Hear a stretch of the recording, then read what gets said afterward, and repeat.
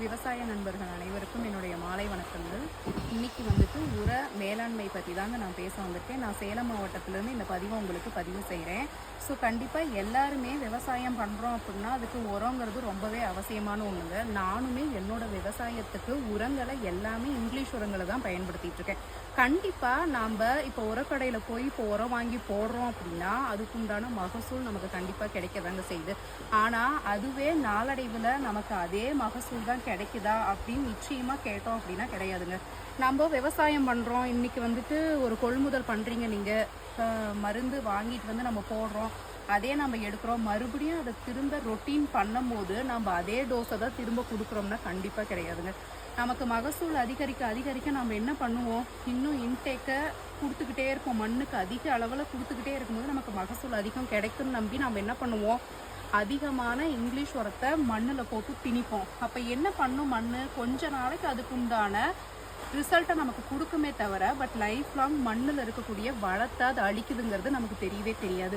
So இதே மாதிரி தான் நானும் என்ன பண்ணிகிட்டு இருந்தேன், இங்கிலீஷ் உரத்தை நிறைய வாங்கி பயன்படுத்திக்கிட்டே இருந்தேன். எனக்கும் ஒரு சில நாளுக்கு அந்த கிடைக்கக்கூடிய ரிசல்ட் வந்ததே தவிர மண்ணோட வளம் அப்படிங்கிறது சுத்தமாக போயிடுச்சுங்க. என்ன ஆச்சு நாளடைவில், என்ன மண்ணோட வளத்தை போக்கு அப்படின்னு சொன்னோம்னா, இப்போ இந்த வருஷம் நீங்கள் போடுறத விட அடுத்த வருஷம் பார்த்தீங்கன்னா இதை விட டபுளாக தான் நீங்கள் போடுற மாதிரி இருக்குமே உரத்தை தவிர கண்டிப்பாக அதை விட குறையாது. அதனால தான் நாங்கள் என்ன பண்ணோம் அப்படின்னா, எங்கள் வீட்டிலேயே எங்களோட சொந்த நிலத்துலையே நாங்கள் விவசாயிகளுக்காக எங்களுக்கே நாங்கள் உரத்தை தயாரித்தோங்க.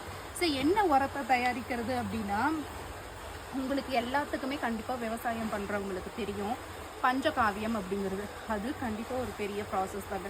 என்ன ப்ராசஸ் அப்படின்னா, நாட்டு மாடு இருக்குது பார்த்தீங்களா, அந்த மாட்டில் கிடைக்கக்கூடிய சாணம், கோமியம், அதிலிருந்து பயன்படுத்தக்கூடிய நெய், இதெல்லாம் வச்சு தான் பஞ்சகாவியம் தயாரிப்பாங்க. அதை தான் நாங்கள் உரத்தாக பயன்படுத்தினோம். ஸோ அதில் நல்லாவே ரிசல்ட் கிடைச்சதுங்க.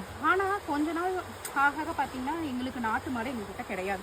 ஸோ பக்கத்துலேயுமே எங்கேயுமே நாட்டு மாடுங்கிறது சுத்தமாக இல்லைங்க. நாங்கள் இதுக்குண்டான சாணத்தை வேணும் அப்படின்னா ஒரு 40-50 கிலோமீட்டர்ஸை தாண்டி போய் தான் அதுக்குண்டானதை நாங்கள் எடுத்துகிட்டு வந்து, அது வந்துட்டு நம்ம இப்படி பண்ணிட்டே இருக்கோம்னா அதை தேடி போய் நம்ம எடுத்துகிட்டு வந்து அதை பண்ணக்கூடிய ப்ராசஸ்லாம் ரொம்ப அதிகம். அதுக்கு பதிலாக தான் நாங்கள் அடுத்த லெவலாக என்ன தயாரிச்சிருக்கோம் அப்படின்னா சாணப்பாச கரைசல்ங்க.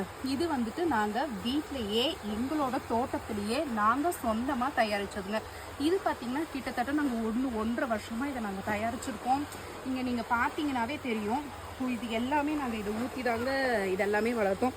இதனோட ஊட்டம் நீங்கள் பார்த்தீங்கன்னாவே தெரியும். நீங்கள் ஒரு நல்ல ஒரு கடையில் வாங்கி கொடுக்குற ஃபெர்டிலைசரில் வரக்கூடிய ஊட்டத்தை விட நாம் வீட்டில் தயாரித்த